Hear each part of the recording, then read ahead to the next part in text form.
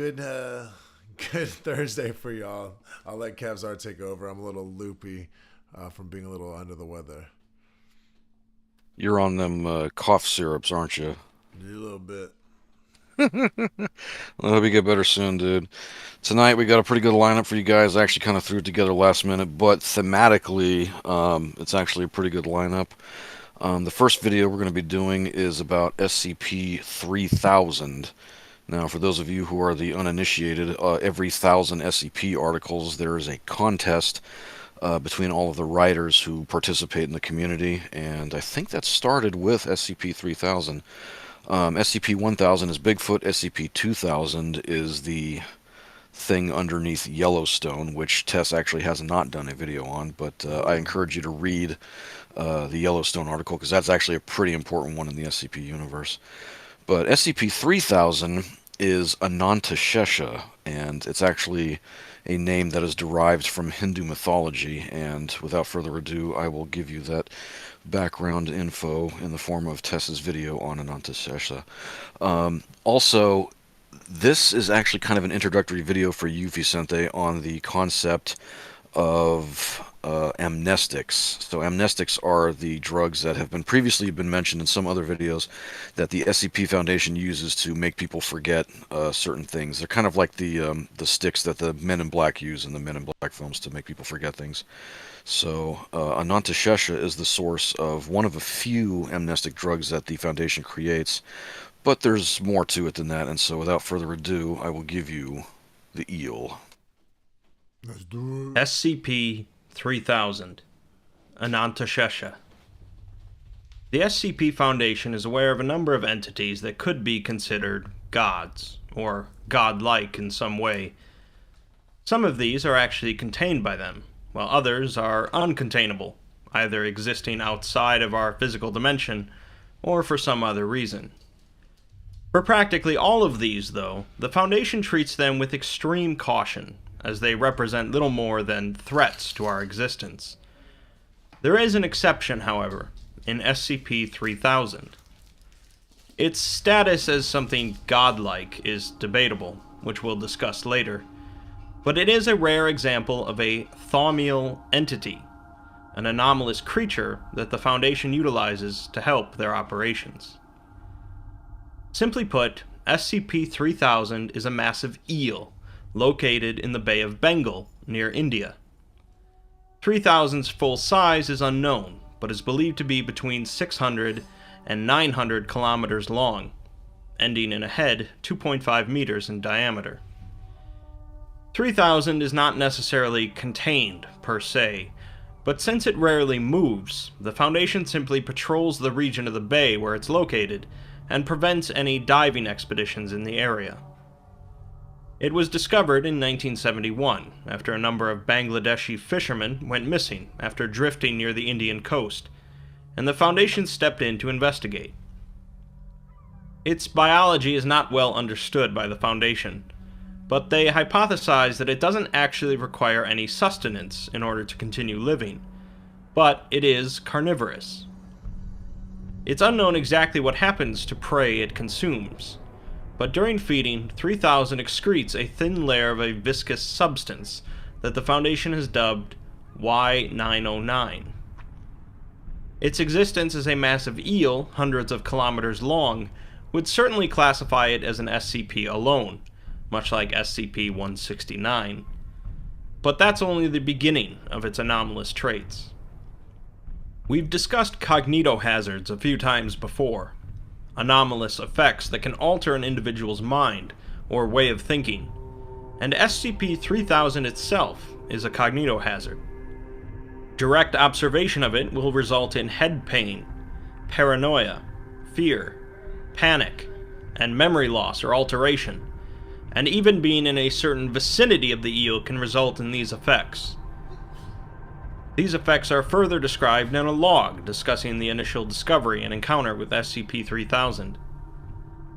A team descended in a submersible, and all of them were feeling uneasy, but one in particular began sweating profusely, stating that he was missing something, but he couldn't figure out what. He begins to act more erratically as they descend, expressing doubts about what exactly he's supposed to do down there. Other members of the team began to express similar feelings. When they finally saw the body of the eel, the erratic individual began whimpering and had to be sedated as he muttered the word "no" over and over. When they finally approached the head, several other members were complaining about feeling hazy, unsure of what they were doing here. The captain wrote it off as nitrogen intoxication. SCP-3000 turned its head to look at them, and the sedated member began barking and shrieking, claiming that it was in its head, until he smashed his face into one of the potholes and they had to ascend due to the cracks. He had mortally injured himself, and as he lay dying, he said, "There's nothing, nothing, nothing." Despite this incident, a diving expedition was ordered to personally assess the creature and investigate the source of the thick gray fluid that had been observed around its head. 3 members of MTF Orion 9, Kingfishers, were sent down. The water was dark and cold, which was to be expected, but other problems began almost immediately as the team becomes confused over their call signs, both mixing up who has what designation, and one of them even being confused by the word designation. The leader also addresses someone back at the command station who had been dead for 2 years. Regardless, command tells the team to continue towards the entity, but each of them are completely confused about where they are. As they continue approaching, one of the members begins to utter ominous phrases concerning oblivion and dark eyes. SCP-3000 begins to rapidly approach them, and their radios go silent for 30 seconds. When they come back, it's clear that the team is in chaos, and one of the members has been eaten. The leader seems to have completely forgotten who he is, where he is, and what he's doing. He soon gets eaten as well. Only one of the team remains, and he still seems to be somewhat coherent, claiming that it's extremely difficult to form thoughts while near 3000. He says that it's coiled inside of his head, and that it's just sitting there in front of him. He sees the fluid seeping out of its skin around its head, and he goes to retrieve a sample, sending it up towards the surface. He finishes by saying not to send anyone else out here. His breathing could be heard over his radio for 3 days before ceasing. I mentioned at the start that SCP-3000 is a thaumial entity, meaning it somehow assists the SCP Foundation in their operations, and you may be wondering how a giant eel that messes with your head does so. The answer is in the gray fluid excreted from the entity, called the Y909 compound. The Foundation utilizes a large number of amnestics during their work, chemicals that cause an individual to forget certain things. These chemicals are vital for keeping the secrecy of the Foundation and the SCPs intact, as well as helping many SCP personnel cope with things they have experienced. For a number of years, the Foundation's amnestics were rudimentary, breaking down fairly quickly in storage, causing a number of side effects, and had often questionable efficacy overall.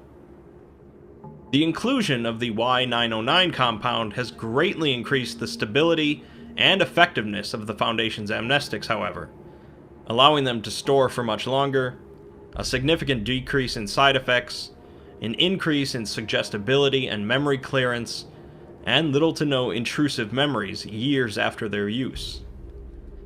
The Foundation has come to completely rely on the Y909 compound, with no means to synthetically reproduce it, and so the ATZAC protocol is introduced. The protocol is simple enough. It involves deliberately feeding a sedated D-class to SCP-3000, which causes it to excrete the Y909 compound. A specialized team of deep-sea divers then approach the entity within 2.5 hours after feeding, during which its cognitohazard effects are lessened. They collect as much as they can of the fluid and return to the surface. The rest of the SCP-3000 report concerns 2 doctors, a researcher, Dr. Krishnamurthy, and his staff clinical psychologist, Dr. Manava. The psychologist was assigned to the researcher after he attempted to exit out of the SCP-3000 monitoring submarine without diving equipment. The researcher begins discussing how he feels tired, and his body is beginning to feel disconnected from his mind. He's forgetting things about his work and his life, and he's been having dreams featuring people he doesn't recognize, and places he's never been.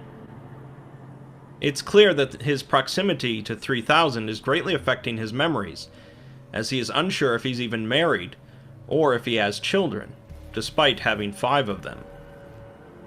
He does see 3000 in his mind, however, and at this point he begins discussing Anantashesha, the king of serpents in Hinduism, that lies beneath the god Vishnu in the cosmos. He recalls that his mother told him once that when the light of the universe had gone out, Anantashesha would be all that is left, past the end of time. He believes that SCP-3000 is Anantashesha, a god that exists across all of time simultaneously. He says, "In defiance of the nothingness that comes after this, all of this, there is Anantashesha. There is a chance that my memories might live on, that I might be remembered like the memories I've seen have been through me. I don't have proof of this, but when I looked into its eyes and saw what it showed me, I was afraid.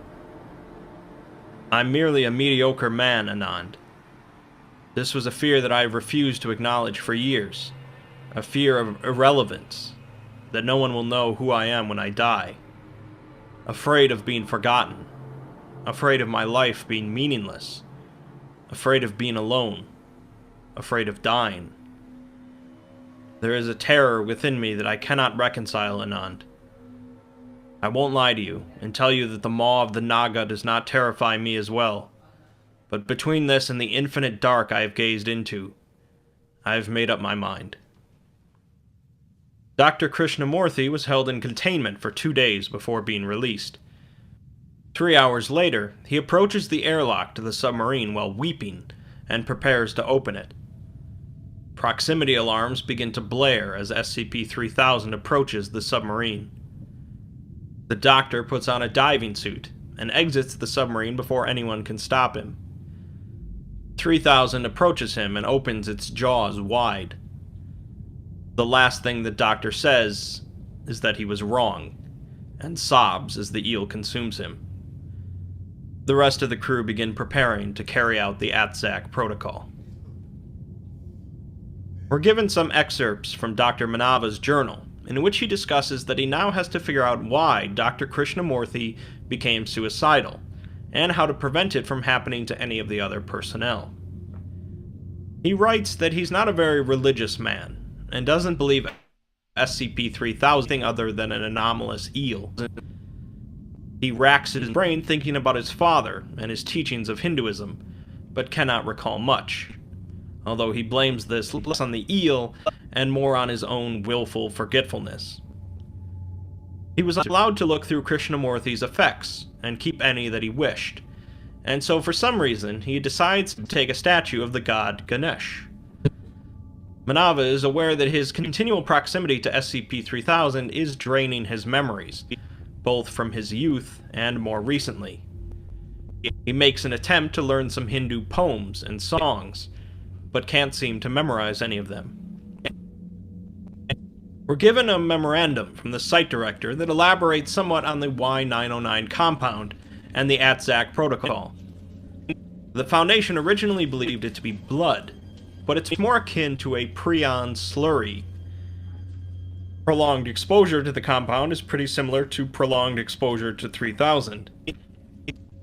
Some of the biologists believe that when SCP-3000 consumes a human, it is breaking down some part of their brains that makes them sapient, and the residual substance from this process is Y-909. They also found that SCP-3000 is not digesting these humans at all, and their bodies are still inside of it.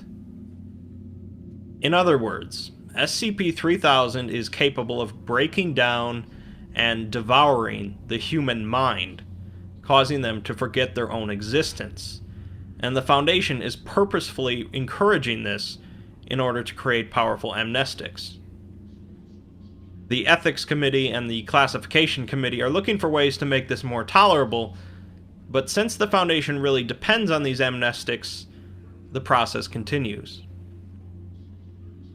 The final log is another journal page from Dr. Manava. He has been spending a great amount of time studying the effects of SCP-3000, but still has no idea what would cause a sane man to step out of an airlock into its mouth. Earlier that week, he had knocked over a picture of him and his family, and found that there was writing on the other side, with his name, his wife's name, and his daughter's name.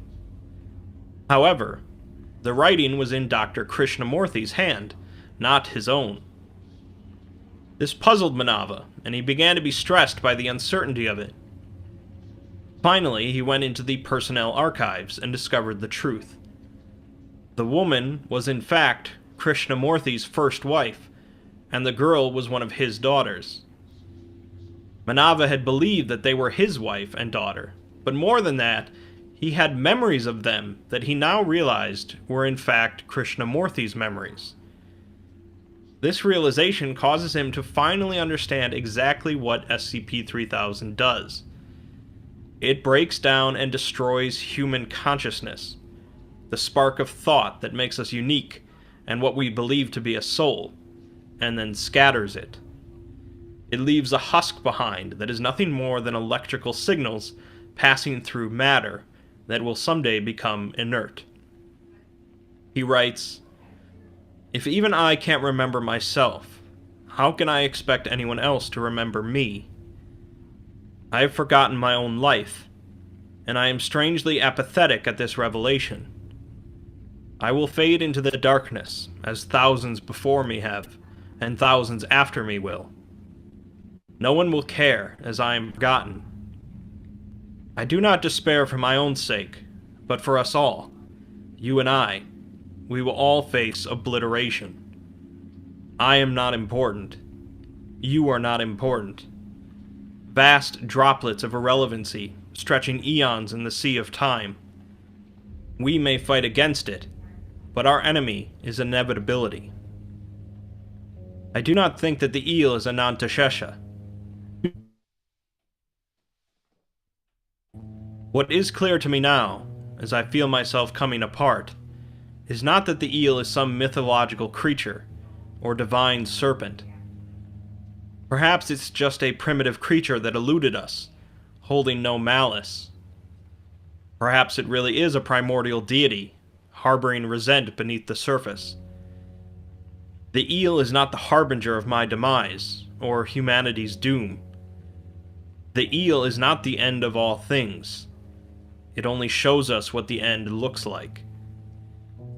And in spite of everything we might believe, every ideal we hold or providence we pray for, I know this much is true for all of us. Our end will be a forgotten one."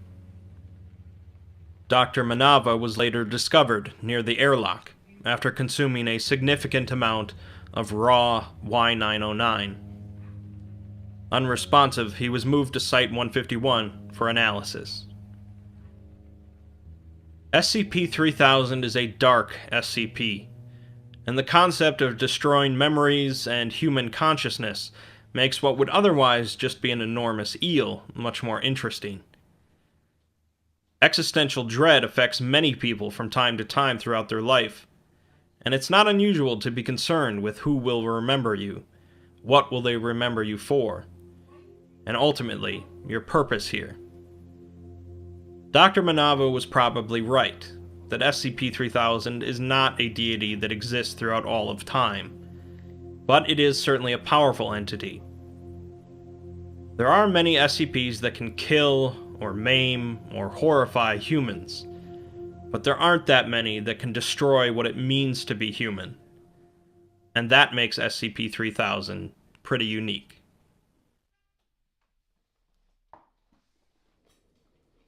That was good. That's good. These snakes, man, they got some big power. Yeah, it could be worse. It could be the rainbow serpent, which is also why I wanted to lead off with this one tonight. You know, keep the whole snake thing going. The next video is... But no snitties? No snitties today. Thanks for the comedic relief. But the next video is not going to be an actual SCP article, but it's actually about a place. And just a bit of a spoiler alert, it's actually the location that Dr. Barrows is going to escape to in Chapter 3 in my short story. And the next video is a place called 3 Portlands. 3 Portlands. Much of the events that occur in the SCP universe follow a similar pattern. An anomaly makes an appearance, the SCP Foundation becomes aware of the anomaly, and more often than not, they contain said anomaly. While there are a large number of paranatural humans or humanoids contained by the Foundation, it makes you wonder how many are not contained. Surely not every anomalous sapient creature makes itself aware to the Foundation, and sometimes perhaps they manage to evade Foundation capture. The place I'll be discussing today is one where anomalous entities can live in relative peace and harmony, separated from the rest of humanity, but not hunted down by the Foundation. 3 Portlands is a little different than a lot of other SCP concepts, and perhaps it's more than a little reminiscent of things like the wizarding world of Harry Potter, but that's just part of what makes the SCP universe so interesting. 3 Portlands is currently entirely made up of various tales, with no actual SCP articles, but this video will just be looking at the area itself.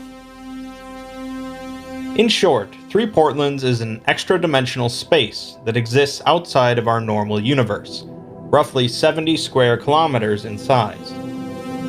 It is accessible through multiple portals, or ways, found in Portland, Oregon, Portland, Maine, and the Isle of Portland in the UK, thus 3 Portlands. It's believed to have been first created sometime after the incorporation of Portland, Oregon in 1851, probably in the 1880s.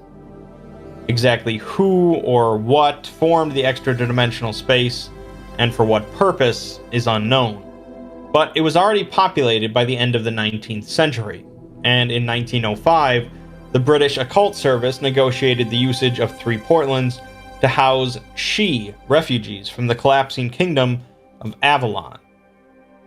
The specifics of these Sidhe entities are unclear as far as the SCP universe is concerned, but the Sidhe are creatures from Irish and Scottish mythology, commonly referred to as fairies or elves.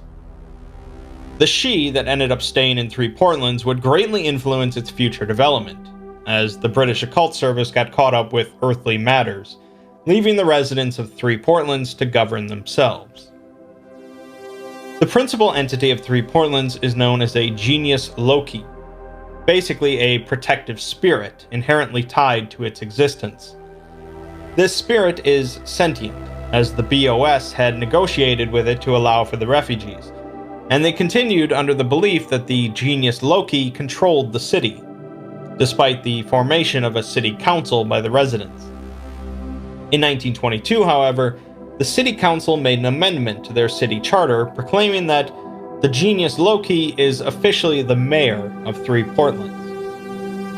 In practice, the mayor rarely participates in decisions made by the council, and the council does not often even communicate with the mayor, leading many citizens to believe that the mayor doesn't even exist. Without any sort of policing agents within the city, however, paranormal criminals began using 3 Portlands as a safe haven to evade earthly authorities, particularly US custom agents, who were unaware of the existence of the city. Eventually, the BOS returned their attention to 3 Portlands, realizing the importance of concealing its existence from other paranatural organizations.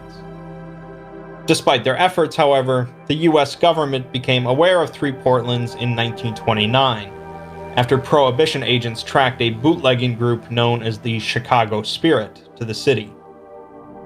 The situation was concealed and handed over to the Bureau of Investigation, directed at the time by J. Edgar Hoover. Hoover pretty much went to war with the people of Three Portlands, launching numerous raids into the city, eventually culminating in a firefight between U.S. agents and the city council. Afterwards, Hoover blocked off all portals leading in or out of the city, arresting anyone who attempted to use them. This siege lasted for 2 months, until the U.S. president negotiated with the council to allow them their autonomy. But in return, U.S. federal agents would be allowed to operate within Three Portlands to a limited degree. The city council agreed out of fear of a full-scale war, despite protests from many of the city's residents. The British didn't really care for this arrangement, as they weren't too keen on Three Portlands remaining autonomous, and they also didn't want U.S. agents poking around. With the Seventh Occult War breaking out in 1939, the British Occult Service abandoned their claim to Three Portlands to the FBI's Unusual Incidents Unit, in exchange for some wartime concessions. The Seventh Occult War coincided with World War II, as Axis occultists fought against the precursors to the Global Occult Initiative.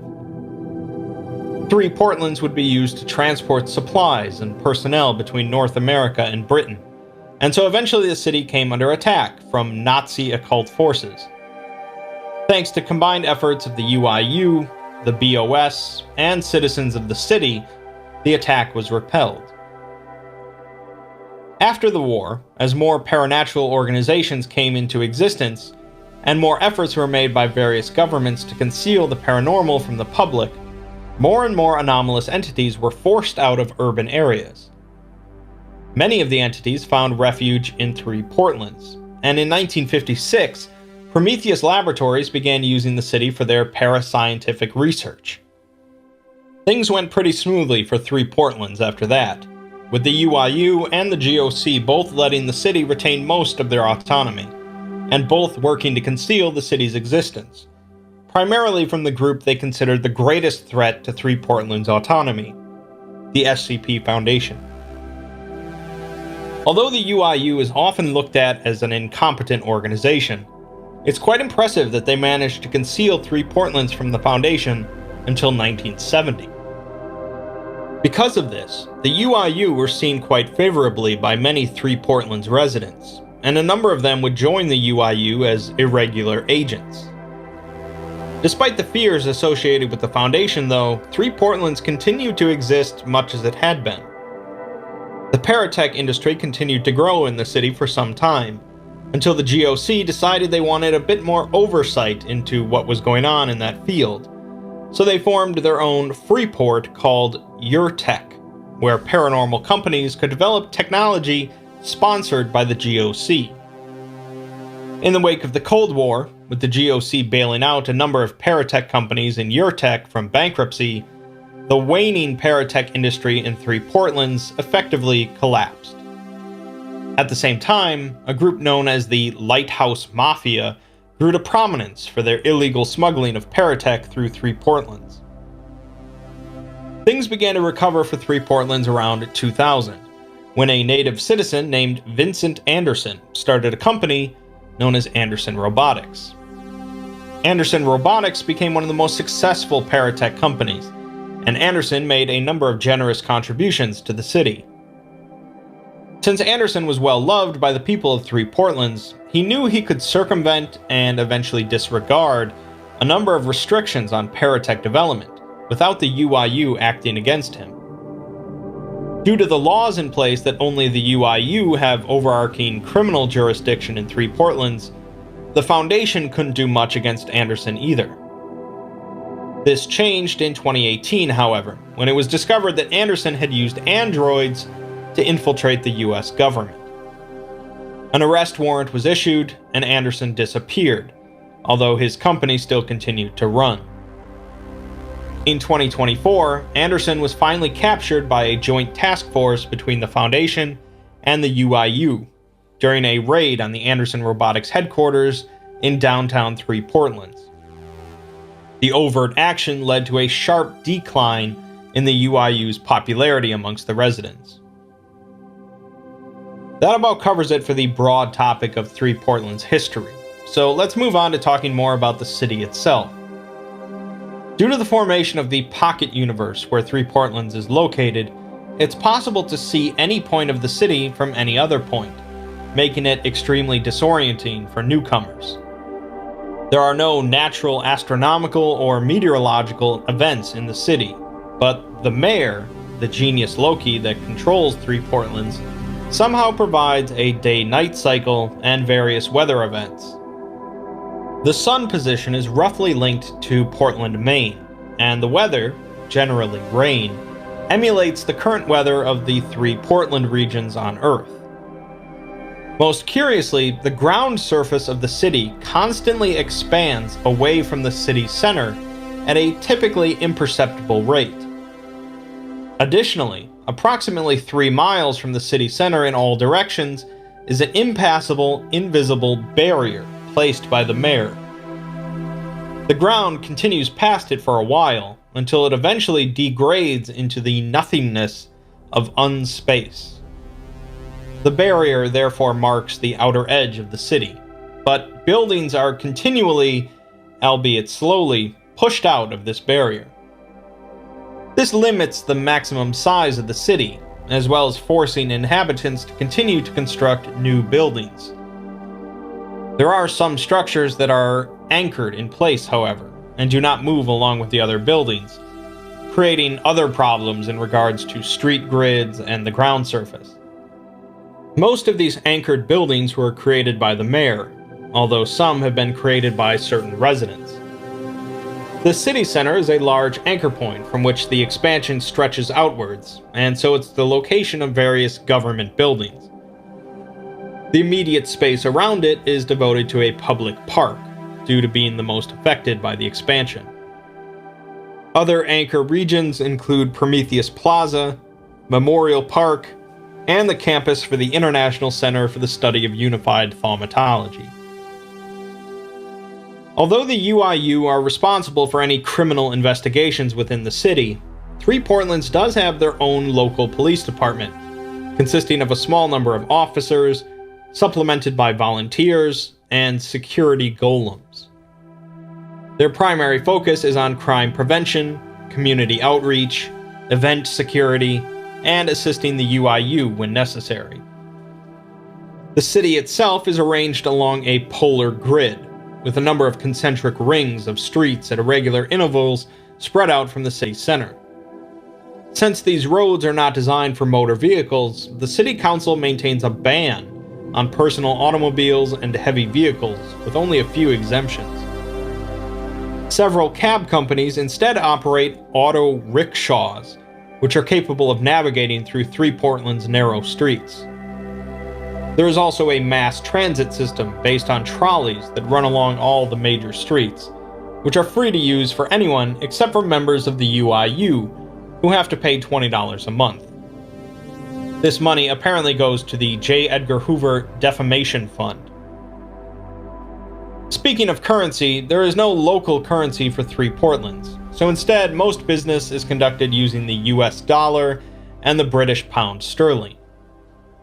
The barter system is also alive and well in the city, but often involves something called a goooooo contract. There are some specific details associated with it, but basically it's a limited form of mind control that forces an individual to follow through on a contract. This ensures that a deal properly goes through, but due to its potential for abuse, there have been calls for the outlawing of goooooo contracts. Water and electricity are all provided to the city by the mayor, but communication networks are not, making them a bit rougher around the edges. There is a citywide intranet that is not connected to the global internet, allowing for open communication between residents. This intranet has its own forms of social media, the most popular being Void, a local clone of Twitter. Prometheus Labs was responsible for providing connections to the global internet, and after the company's breakup, the city purchased a 50% stake in the subsidiary responsible for the internet connections, turning it into a municipal ISP. Outgoing internet traffic is required to pass through UIU filters to make sure the global public doesn't learn anything they shouldn't, which slows things down. I mentioned security golems before, as artificially created golems comprise almost the entire labor force in 3 Portlands. The local golem makers union, Golemancy United, maintains significant political and economic power in the city because of this. Golems are involved in manufacturing, construction, sanitation, and transit, allowing many residents to pursue creative and scientific endeavors in lieu of working. This, of course, has led to widespread unemployment across the city, as Golemancy United has fought to put off any ordinances about restricting the number of golems a company can employ. This is why the paratech industry is so prominent in 3 Portlands, as golems can't handle the sensitive manufacturing of paranatural technology. There is a large number of venture capital-funded startups throughout the city, most failing within the first few months. As for education, there's no public school system within 3 Portlands, as citizens have feared that either the local government or perhaps other governments could use it for indoctrination. Most non-humans within the city utilize community schools, as the human population has the option of enrolling in one of the earthly Portland schools, a practice discouraged by the UIU. Homeschooling is of course also popular, and there are a handful of private for-profit schools. 3 Portlands Community College is the largest university in the city, open to all Portland's residents, and offering 2- and 4-year degree programs in both mundane and paranormal fields. It's not considered an occult college, though, due to only teaching introductory-level thaumatology. The largest occult college is the 3 Portlands branch of the International Center for the Study of Unified Thaumatology, which offers extended degree programs focusing on advanced occult studies. ICSUT Portlands has the highest levels of enrollment of any ICSUT campus, attracting students from across the globe. It also receives a large share of the GOC's research contracts, partners with local companies on major research projects, and employs a large number of the city's residents. As for the residents themselves, about 80,000 people permanently reside in the city as calculated by the UIU, but a number of people pass through the city every day. As many as 2,000 live in one of the adjacent Portlands on Earth and commute to 3 Portlands for work each day, and many more travel to the city occasionally for supplies and services. Samples of the population asked about their nationality show that the majority are American or native to 3 Portlands, a small percentage being British or She, and some of them coming from elsewhere, or instead declaring that nations aren't real. As for species, about 80% of the population is either human or parahuman, including cyborgs, psychics, minor reality benders, biologically modified, or shapeshifters. 13% are She, 3% are ghosts, and the rest are either intelligent animals, amorphous shapeshifters, spirits, major reality benders, or conceptual entities. Individual expression and liberty is highly valued among the residents, most of them distrustful of authority. Almost half of them identify as having no religious affiliation, although only 5% identify as atheists, and 3% identify as anti-theists, individuals that believe in one or more gods and possess a desire to destroy them. The largest conventional religion is She ancestor veneration, with about 12% of the population, and Maxwellism, a branch of the Church of the Broken God, with 11%. I think after hearing about 3 Portlands, you probably either like it or hate it. You can either see the fun potential of such a place existing in the SCP universe, and its similarities to the Wizarding World or Sigil from Planescape, or you might think such a city has no place in the SCP universe. The beauty of SCP, of course, is that you can very easily take or leave any part of it.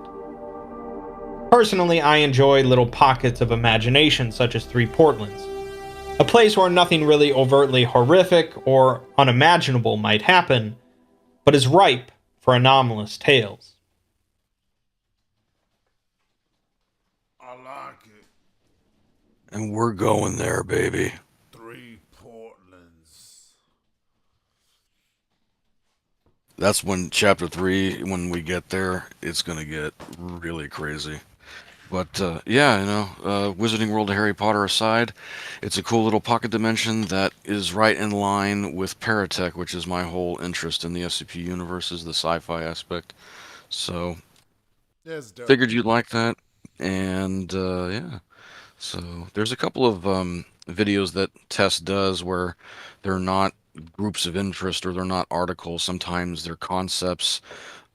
Sometimes they're canons, and in this case, it's a location. There's a couple other location videos that he does, but we'll cover them at another point later in the future. Let's see. The last video, given the weather we've been having recently, I think is particularly poignant, and it's also a little on the unnerving side, but nothing too scary. So this one is SCP-3300, The Rain.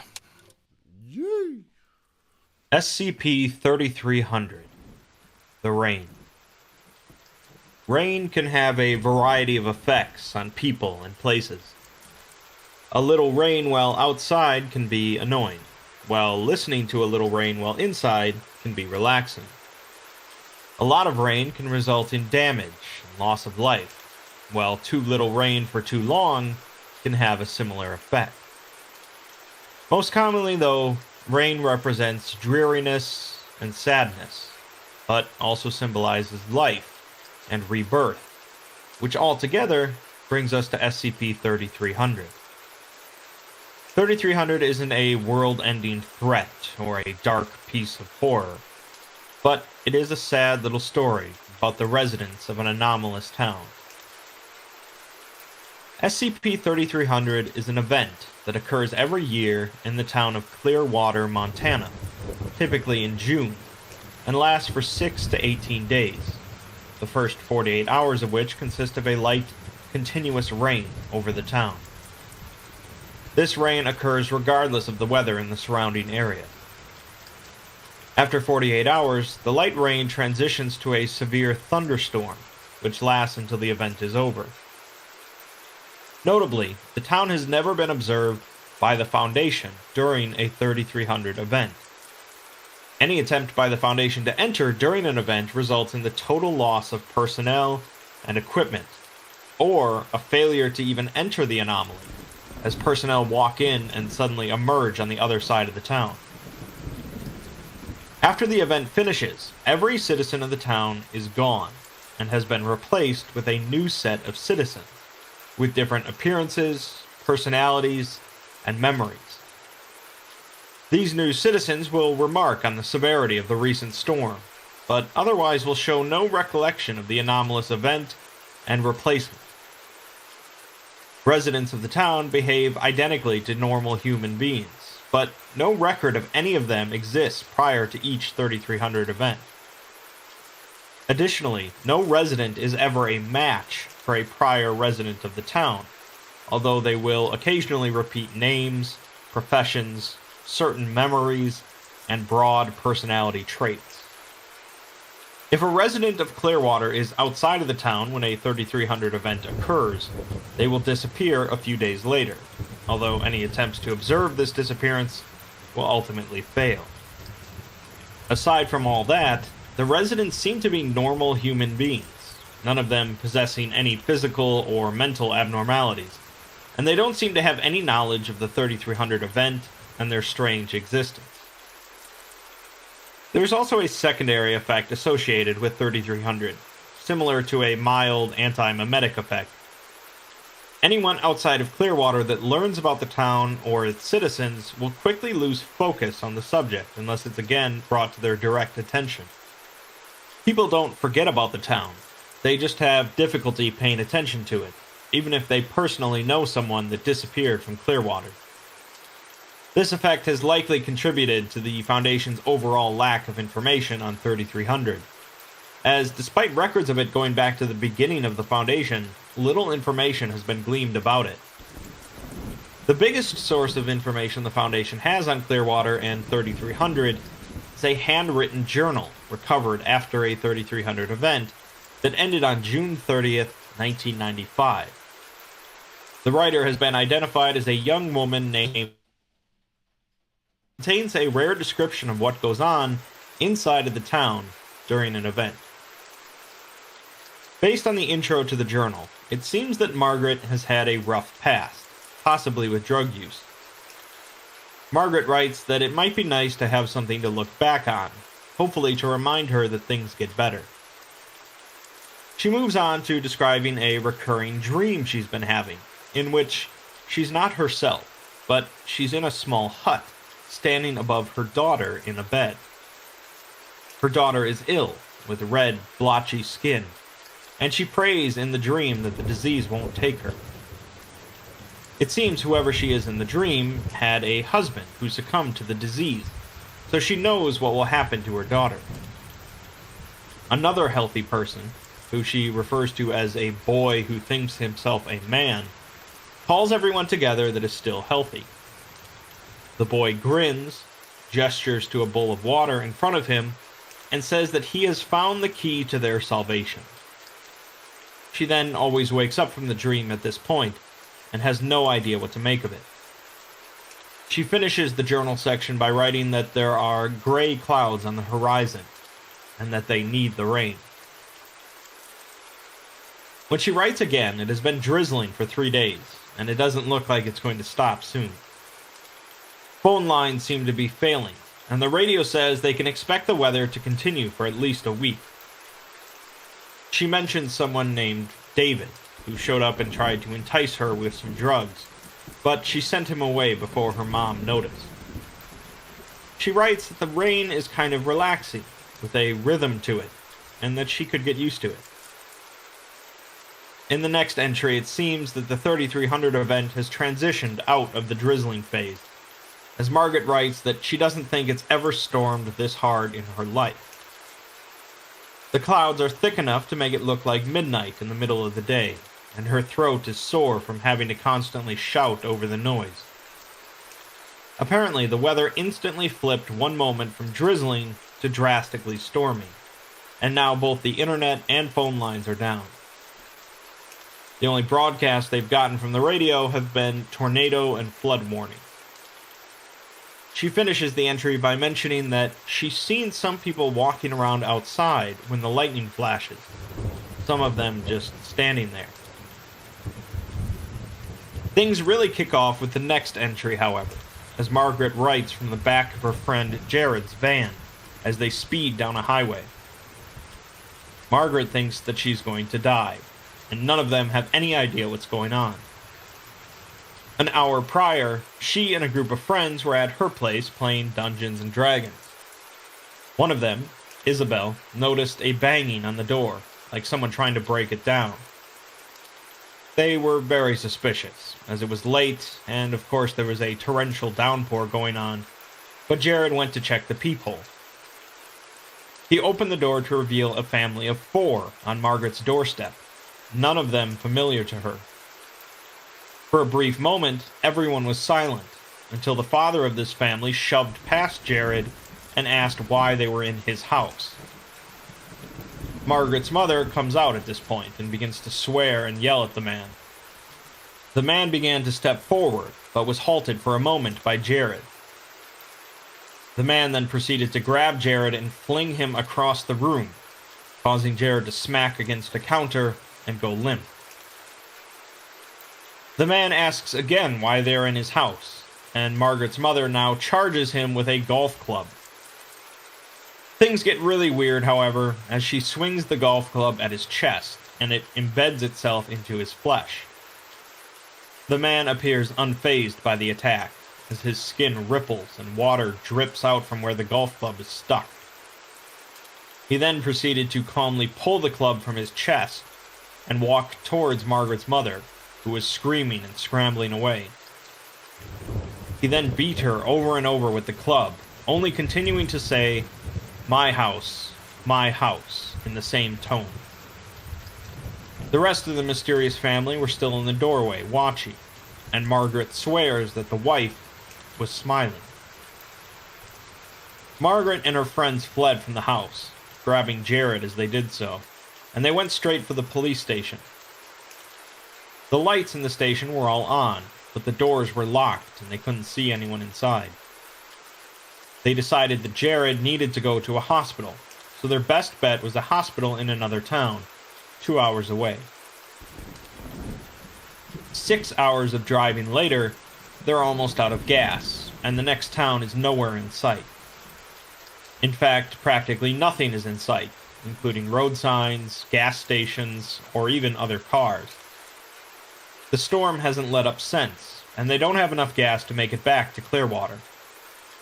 Soon, the car runs out of gas, and Jared succumbs to his wounds. The group sits in the car and waits. Margaret then records another dream she had while sleeping in the car. It continues where her last dream left off, as she stands ankle-deep in a vast river, holding the corpse of her daughter. Her daughter is nigh unrecognizable due to the disease, with her hair fallen out and her skin covered in black scabs. For some reason, however, when she looks at her deceased daughter, she feels hope instead of sorrow. She places her daughter in the river, and the body drifts on the surface until the water engulfs it. Her daughter's body becomes a part of the water, and she knows that her daughter will be taken to the sea, where she can be at peace. She then turns and wades back to shore, where she finds the diseased body of her husband, and the other survivors. Each survivor is in a similar situation, holding on to the bodies of their children, families, and friends. Each body is taken into the river until only the 18 survivors remain. Margaret wakes up then, to the sound of Jared evaporating. Steam fills the car as the group scrambles around Jared's body, and Margaret sees that his corpse is boiling, bubbles writhing and popping across his skin. Drops of water jump off of him, scalding the others, and his body deforms as it boils and evaporates away. The heat was too great for any of them to touch him or try and stop it, so they just watched as he bubbled and fizzles away, leaving behind a pile of soaked clothing. A pretty inexplicable situation, but the group decides that there's no point in staying in the car and waiting to starve, so they head out into the storm. They walk less than a mile before reaching Clearwater, rather surprisingly for the group. They immediately turned around, walked a few miles, and ended up back at Clearwater. They then decided to head in a different direction, through a field. On the other side was Clearwater. They were pretty unsettled by the situation, obviously, but figured that whatever was going on in the town was also going on outside of it, and at least the town had food. All of the lights in Clearwater were on, but they couldn't find a single other person, and no cars either. They went to a sporting goods store next to a grocery store, as it had guns, and they began sleeping in shifts. Margaret was on shift with one of her friends, Mike, when he walked off and said he'd be back in a minute. Margaret thought he was going to the bathroom, but she then heard a gunshot. They found Mike's body slumped against a wall with a shotgun barrel in his mouth. Curiously, there was no blood to be seen, but splattered on the wall behind his head was water. As they sat there next to Mike's corpse in shock, one of them eventually reached out and ran her fingers along the wound in the back of his head. Her fingertips were coated in water, causing her to begin reaching into his skull, finding only more water. In a panic, she jumped up and grabbed a nearby knife, running the blade across her arm. Water spilled from the wound. They are then drawn to the windows of the sporting goods store, where they see hundreds of people outside, filling the street and standing in the rain. It could be worse fluids. Margaret doesn't recognize any of them, but they are surrounding the building. Soon, one of Margaret's friends leaves the building, and Margaret reflects that she thought she should have done something to stop her, but couldn't, like the thought process was being blocked. As soon as she was outside, the people shifted to allow her through, and she vanished into the dark. The last thing she said before she left was, "I don't want to go back." Margaret has one last dream, in which she has become the storm. She screams out as wind whips her and the frozen rain bites at her skin, except she doesn't have a body. Every second she rips herself apart and reforms until she is scattered over miles of this storm, trapped. Around her, she hears the screams of the other survivors from her village, each part of the storm as well. They struggle against it, but the storm can't be broken. Eventually, she falls, rushing to meet the ground, and for a moment she is embraced by the earth. She feels dirt beneath her feet, the sun on her skin, and crisp air in her lungs. But then, the storm steals her again, pulling her back into it. Margaret wakes up again to find herself alone in the sporting goods store. Her last friend is gone, and there is only a puddle on the floor where she was. Margaret writes that she believes the rain is speaking to her, and she doesn't know what it's saying, but it's growing louder. She knows what it wants her to do. It wants her to rejoin it, because she is the storm's child. The strangers are all still outside, watching and waiting. Margaret knows that there's only one way this can end, whether she starves, or kills herself, or walks outside. She finishes her journal by writing, "The water is eternal. The water will remain no matter how polluted it becomes. At the end, we all become rain. I don't want to go back." If you haven't quite pieced it together, the people of Clearwater are not exactly people, in the normal sense. Most of the time, for all intents and purposes, they are, as the Foundation can't find anything anomalous about the citizens themselves. During the 3300 event every year, however, something changes, and every resident of Clearwater dies by being turned back into the water that makes up this anomalous storm. At the same time, this anomalous storm spits out a new set of people who believe that they have lived in Clearwater their entire lives. Thus, the weird family that wondered why these people were in their house. The new set of people aren't really normal either during the event, obviously. But once the event is over, they have no memory of being spit out from the storm. Ultimately, this storm is creating new, functional human beings that believe themselves to be as normal as the rest of us, until the next year when their existence comes to a crashing halt. The implication of the dreams, however, is that this storm and the 3300 event is the result of a ritual from some point in the past, when a village attempted to save themselves from some horrendous disease. The villagers did indeed save themselves, in a way, by becoming a part of a storm, but it has resulted in the continual and tragic loss of life, even if you don't consider these people to be real human beings. On the surface, SCP-3300 is about the rain and a weird event in a small town, but in the end, it's more of an existential piece about the inevitability of our passing and the lack of meaning in our lives. Contemplation about the fleeting nature of life can have a variety of effects on a person, from dread to comfort, making it not that dissimilar to rain.